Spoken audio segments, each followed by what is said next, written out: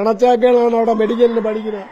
ഒന്നും നടക്കൂല. ചാനലുകാരും ഒന്നും കൊണ്ടുവരാൻ പറ്റൂല. 3 ദിവസം അവരെ റിമാൻഡ് ചെയ്ത് അകത്തിട്ടാലും അവന്മാർ ഇറങ്ങിപ്പോവും പണത്തിന്റെ കുത്തൊഴുക്കില്.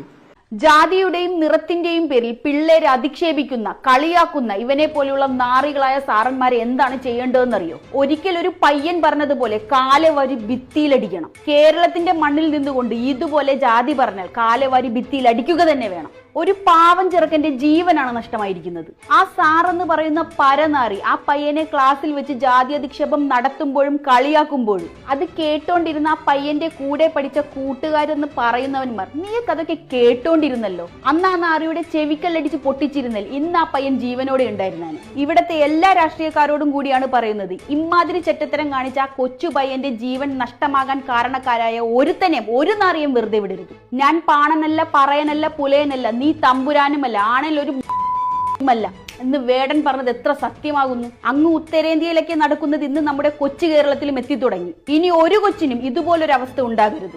ഒരു മാതാപിതാക്കൾക്കും ഇതിന്റെ പേരിൽ കരയേണ്ടി വരരുത്. വിടരുത് ഒരുത്തനെയും. പൂട്ടണം. ഒരിക്കലും പുറം ലോകം കാണാത്ത രീതിയിൽ പൂട്ടണം. ഇതുപോലെ സ്കൂളുകളിലും കോളേജുകളിലും ജാതി അധിക്ഷേപം നടത്തുന്ന എല്ലാ നാറികളെയും കേരളത്തിൽ നിന്ന് ചവിട്ടി പുറത്താക്കണം.